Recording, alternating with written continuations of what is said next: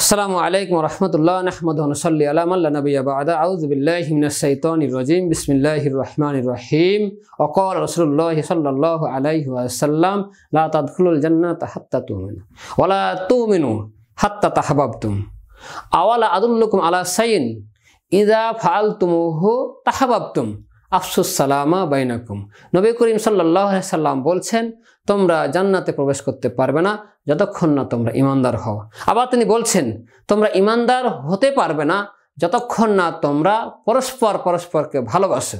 নবী করিম সাল্লাল্লাহু আলাইহি ওয়াসাল্লাম বলছেন, আমি কি তোমাদেরকে একটি জিনিস শিক্ষা দিব যেটা তোমরা আমল করলে, যেটা তোমরা কাজে লাগালে পরস্পরকে ভালোবাসতে পারবে। সেটা হচ্ছে তোমাদের মাঝে সালামের ব্যাপক প্রচলন ঘটানো।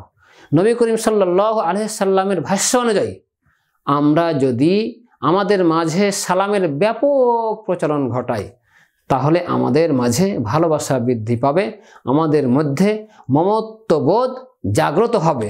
বাস্তবিক এটা আমরা লক্ষ্য করছি, কিছু আল্লাহর খাস বান্দা আছে যারা সালাম বিনিময়ের মাধ্যমে তাদের মাঝে ভালোবাসার সম্পর্ক গড়ে তুলেছেন, কিন্তু অধিকাংশ ক্ষেত্রে দেখা যায় আমরা সালাম বিনিময় করি কিন্তু আমাদের মাঝে ভালোবাসা বৃদ্ধি পাচ্ছে না। এর কারণ হচ্ছে আমাদের মানসিক ব্যাধি রয়েছে, আমাদের অন্তরে রোগ রয়েছে। এই রোগের কারণে সালামের ফলাফল আমরা সমাজে লক্ষ্য করছি না। একজন ডাক্তার একজন রোগীকে বললেন, আপনি পুষ্টিকর খাবার গ্রহণ করেন তাহলে আপনি সুস্বাস্থ্যের অধিকারী হতে পারবেন।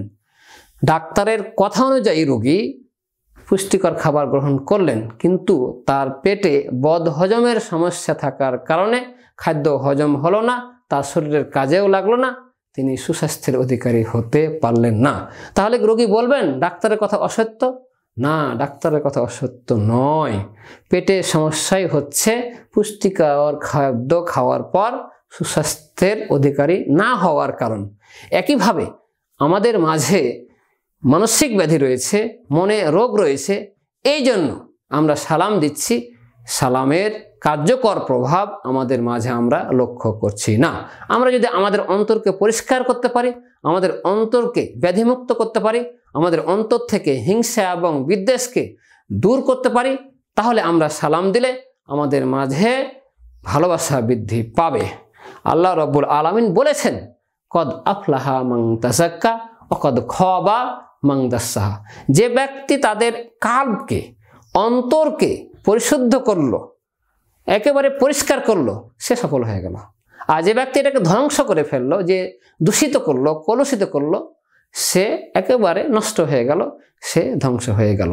তাহলে আল্লাহ রাব্বুল আলামিনের কথা অনুযায়ী যদি আমরা অন্তরকে পরিশুদ্ধ করতে পারি তাহলেই সালামের যে প্রভাব, সালামের যে ফলাফল, সেটা আমরা আমাদের মাঝে দেখতে পাবো। আমি যখন সালাম দিব তখন যদি আমি মনে মনে আওড়াতে পারি যে আমি আমার ভাইয়ের শান্তি কামনা করলাম, তাহলে আমার দ্বারা আমার ভাইয়ের ক্ষতি হয় এরকম কিছু করব না। আমার ভাইয়ের অশান্তির কারণ হয় এরকম কিছু আমি আমার দ্বারা সংঘটিত হতে দেব না। আমি আমার ভাইকে ভালোবাসি, আমি তার মঙ্গল কামনা করি, সুতরাং আমি তাকে মুখের মাধ্যমে জানিয়ে দিচ্ছি যে আমি আপনার ক্ষতি করব না। প্রত্যেকবার সালাম দেওয়ার সময় যদি আমি এই অনুভূতি মনে জাগ্রত করতে পারি যে আমি আমার ভাইয়ের কোনো ক্ষতি করব না, আমার ভাইকে আমি সর্বদা নিরাপদ রাখবো, তাহলেই সালাম দেওয়ার মাধ্যমে আমাদের মাঝে ভালোবাসা গড়ে উঠবে, আমাদের মাঝে মমত্বের বন্ধন গড়ে উঠবে, আমরা হিংসা মুক্ত হতে পারবো, বিদ্বেষ মুক্ত হতে পারবো, আমাদের মাঝে ভালোবাসা দেখা যাবে। নবী করিম সাল্লাল্লাহু আলাইহি সাল্লামের হাদিস অনুযায়ী ভালোবাসলে, পরস্পরকে ভালোবাসলে আমাদের ঈমান বেড়ে যাবে, আমরা ঈমানদার হব, আমরা জান্নাত লাভ করতে পারবো। এই জান্নাত লাভ করাটাই তো হচ্ছে সবচেয়ে বড় সফলতা। আল্লাহ রাব্বুল আলামিন বলছেন, যালিকাল ফাউজুল কাবীর, এটাই হচ্ছে সবচেয়ে বড় সফলতা। এই সফলতা যদি আমরা লাভ করতে চাই তাহলে আমাদের মাঝে সালামের ব্যাপক প্রচলন ঘটাতে হবে, আমাদের মনে জাগ্রত করতে হবে, সালাম দেওয়ার সময় মনে মনে আওড়াতে হবে আমার ভাই আমার থেকে নিরাপদ, তাহলেই আমরা জান্নাত লাভ করতে পারবো। আল্লাহ রাব্বুল আলামিন আমাদেরকে তৌফিক দান করুন যাতে আমরা সালামের ব্যাপক প্রচলন ঘটাতে পারি। আমিন। আসসালামু আলাইকুম।